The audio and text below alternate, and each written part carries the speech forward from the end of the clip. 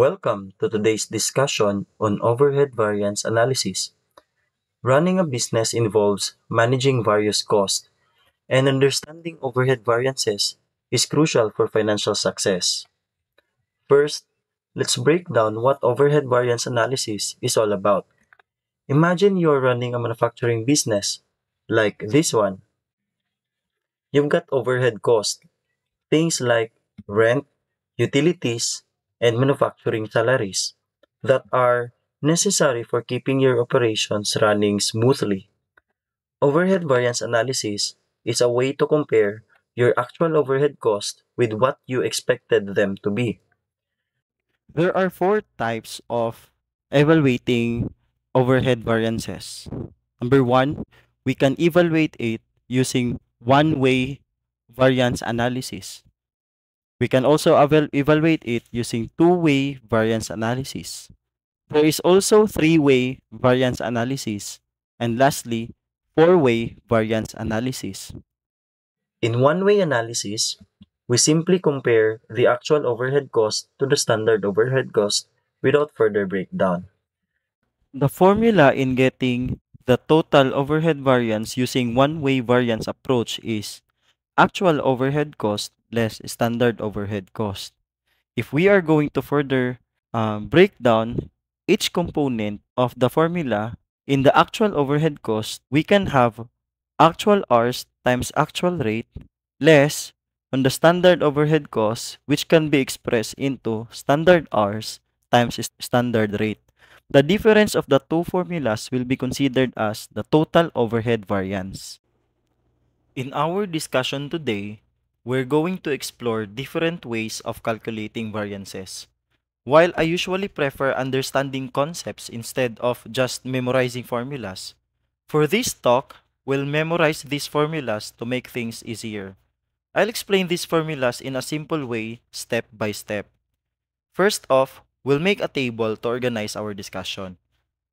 We'll have four rows numbered 1 to 4. In the second column, we'll focus on the formula for the variable part of the manufacturing overhead. And in the last column, we'll look at the formula for the fixed part. Let's start with the first row, labeled actual, which represents the actual overhead formula, actual hours times actual rate. But to break it down into variable and fixed parts, we'll write it as AVR times AH, or actual variable rate times actual hours under the variable column, and AFXR times AH, or actual fixed rate times actual hours under the fixed column. Adding these together gives us the total actual overhead cost. Let's tackle the second row, which is known as the BAA, or budgeted overhead based on actual hours. Here's how we break it down. In the fixed part, we use BFX for budgeted fixed overhead. For the variable part, we'll use SVR times AH, or standard variable rate times actual hours. Adding these together gives us the total budgeted overhead based on actual hours. Now let's move on the third row, labeled as BASH, or budgeted overhead based on standard hours. This isn't about the social media bash reactions. Here, bash refers to a different concept. We'll break down the formula and incorporate it into our table. Since it's budgeted overhead, as the name suggests, we'll place BFX in the fixed portion. In the variable column, we'll use the formula SVR times SH, or standard variable rate times standard hours, which you'll notice that BAA and BASH have nearly identical formula structures. The only contrast lies in the variable formula. BAA uses actual hours denoted by AH, while BASH employs standard hours indicated by SH. This connection makes it easier to remember. Finally, let's discuss the standard row. This row mirrors the structure of the actual row in terms of formulas. However, in the standard row, all formulas are expressed in the standard terms. Thus, the formula becomes SVR times SH, or standard variable rate times standard hours for the variable part, and standard fixed rate times standard hours for the fixed part. Adding these together gives us the total standard overhead cost. With our formula table completed, things are getting much simpler. From this table, we observe that one way to calculate variance is by finding the difference between row 1 and row 4. This difference is termed the total overhead variance, a concept we've already introduced. Introducing the two-way overhead variance analysis. In two-way variance analysis, We compare row 1 to row 3 to derive the controllable variance. This shows us the portion of the variance that can be controlled. Then, we compare row 3 to row 4 to find the non-controllable variance, indicating the portion of the variance that cannot be controlled or managed. in three-way variance analysis, We look at three comparisons using the table. First, we find the difference between row 1 and row 2 to get the spending variance. Then, we compare row 2 to row 3 to calculate the efficiency variance. Lastly, we compare row 3 to row 4 to determine the volume variance. This completes the three-way analysis. In the four-way variance analysis, we further break down the spending variance. First, we compare the variable portion of row 1 to row 2 to get the variable spending variance. Then, we find the difference between the fixed portion of row 1 and row 2 for the fixed spending variance. As for the efficiency and volume variances, their formulas remain the same as in the three-way variance analysis. Please note that there is no such thing as fixed efficiency variance and variable volume variance because they carry the same cost. hence their difference is always zero. To make this concept clearer, let's consider this example. The following data are the actual results for Caminade Company for the month of March 2024. Actual output is 4,500 units. Actual variable overhead is at 360,000 pesos. Actual fixed overhead is at 108,000 pesos. Actual machine time is at 14,000 machine hours. While the standard cost and budget information for Caminade Company were as follows. Standard variable overhead rate is at 6 pesos per machine hours. Standard quantity of machine hours is at 3 hours per unit. Budgeted fixed overhead is at 777,600 pesos per year, while the budgeted output is at 4,800 unit per month. The question is, what will be the overhead efficiency variance? To tackle this problem, let's first understand what we're being asked to do. We need to find the overhead efficiency variance. To start, we'll create a formula table, like we discussed earlier. This will help us organize the given data more effectively. Looking at the problem, we know that the efficiency variance is the difference between the two rows in the formula table, and that is row 2 and row 3. So we'll focus on finding the data for these two rows, the BAA and BASH. For BAA, or budgeted overhead based on actual hours, we need to use the given standard variable rate and actual hours. The standard variable rate is 6 pesos per machine hours, and the actual hours are 14,000 machine hours. We also need the budgeted fixed overhead, which is given as 777,600 pesos per year. Since we're only concerned with March, we'll divide this by 12 to get the monthly budgeted fixed overhead. Doing the math, we find the total BAA to be at 148,800. Now, let's move on to the BASH, or budgeted overhead based on standard hours. The formula is similar to BAA, but it uses standard hours instead of actual hours.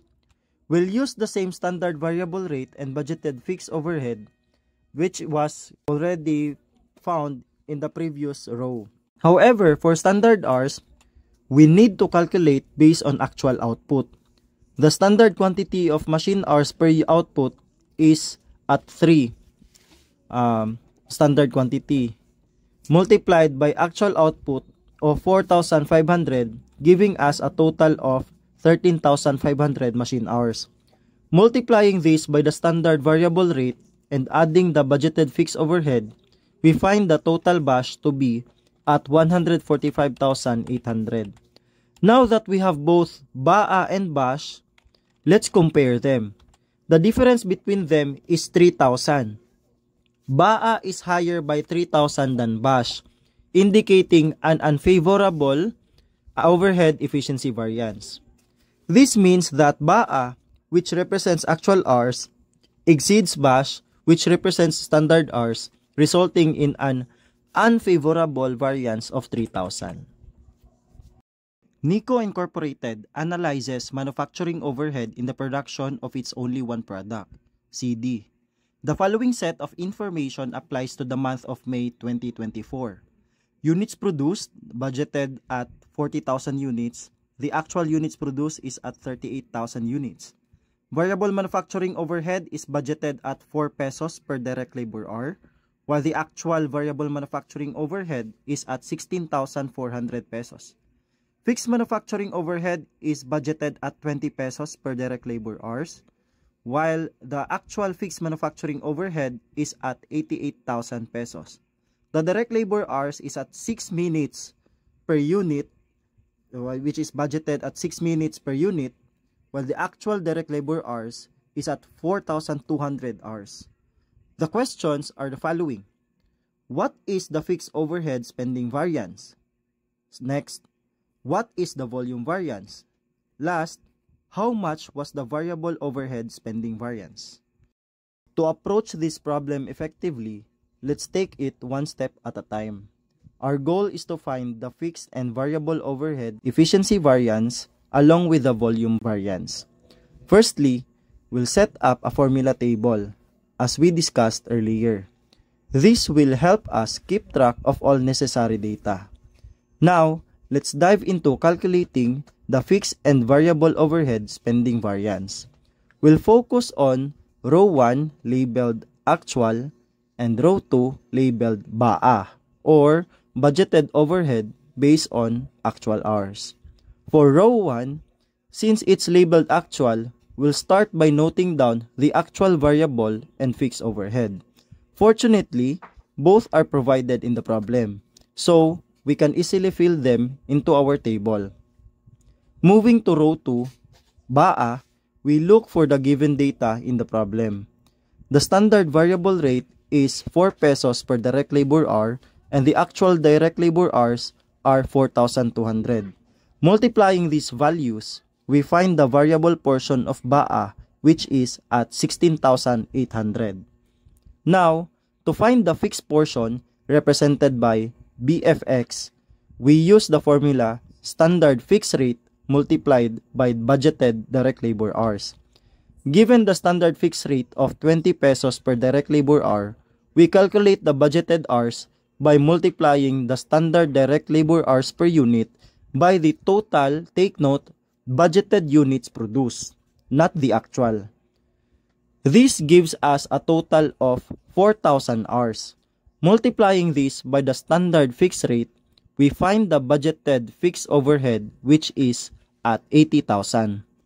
With these figures, we can compute the variable and fixed overhead spending variance by comparing the variable portion of row 1 and row 2 and also the fixed portion of row 1 and row 2 in the formula table.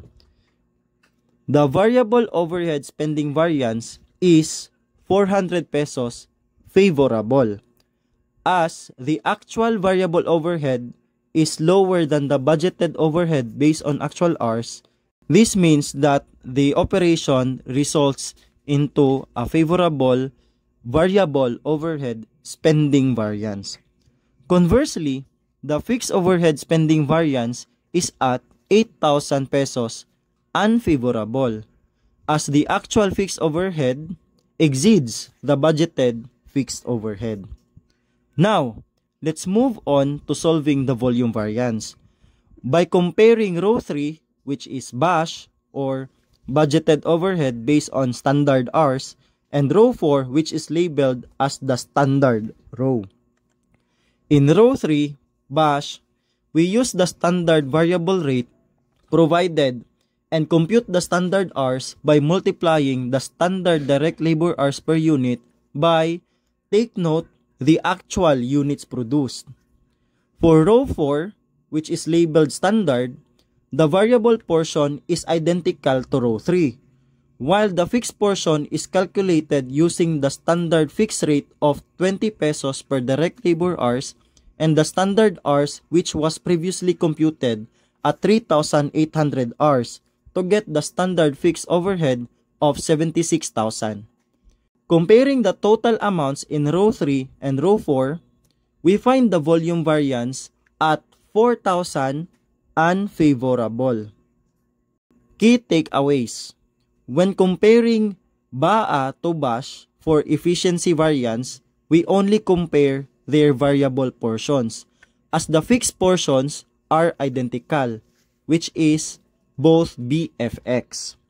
Similarly, when comparing BASH to standard for volume variance, the variable portions are also identical, resulting in a zero variance. Now let's recall the answers. Number 1, the fixed overhead spending variance is at 8,000 unfavorable. Number 2, the volume variance is already computed at 4,000 unfavorable. Last, the variable overhead spending variance is at 400 favorable. Understanding spending variance, efficiency variance, and volume variance in manufacturing overhead is essential for effective cost control and performance management. Here's why each of these variances is important, along with their management implications and action steps to reduce them. When we say spending variance, it measures the difference between the actual overhead cost incurred and the budgeted overhead cost. It indicates whether overhead costs were higher or lower than expected, helping to assess cost control effectiveness. What are the management implications for the spending variance? A favorable spending variance suggests that actual overhead costs were lower than budgeted, indicating efficient cost management. Management can celebrate cost-saving achievements and may allocate surplus funds to other areas or invest in growth initiatives. What if unfavorable result? An unfavorable spending variance indicates that actual overhead cost exceeds the budgeted amount, signaling potential inefficiencies or cost overruns. Management needs to investigate the reasons behind the variance and implement corrective actions to control cost. What are the action steps to reduce these spending variances? Negotiate better prices with suppliers, implement cost-saving measures such as energy efficiency initiatives or bulk purchasing discounts, or review contracts and agreements to identify opportunities for cost reduction. Next, we have efficiency variance. Efficiency variance measures the difference between actual level of activity, example, labor hours worked, machine hours used, and the standard level of activity allowed for the actual output achieved. It indicates whether resources were used efficiently. What are the management implications? A favorable efficiency variance suggests that actual overhead costs were lower than expected for the level of output produced, indicating efficient resource utilization. Management can recognize and reward teams for productivity gains and may consider reallocating resources to other areas. Unfavorable efficiency variance means more resources were used than expected to achieve the same level of output, signaling inefficiencies in production processes or utilization of resources. Management needs to identify the root causes and take corrective actions to improve efficiency. What are the suggested action steps? Number 1, invest in training programs to enhance employee skills and productivity. Number 2, You can implement lean manufacturing principles to streamline processes and eliminate waste. Last, you can conduct regular maintenance on machinery to minimize downtime and improve equipment efficiency. Lastly, we have volume variance. Volume variance measures the difference between the actual level of activity and the budgeted level of activity. It reflects how changes in production volume impact overhead costs, helping to assess capacity utilization and demand fluctuations. If volume variance yields favorable result, it suggests that actual production volume exceeded the budgeted level, resulting in lower overhead cost per unit produced due to economies of scale. Management can capitalize on increased production efficiency and may explore opportunities for expanding capacity or market share. If volume variance yields unfavorable result, an unfavorable volume variance indicates that actual production volume fell short of the budgeted level, leading to a higher overhead cost per unit produced. Management needs to assess demand forecast, production scheduling, and capacity constraints to address the shortfall. What are the suggested action steps to reduce volume variances? Number 1, improve demand forecasting accuracy to align production levels with market demand.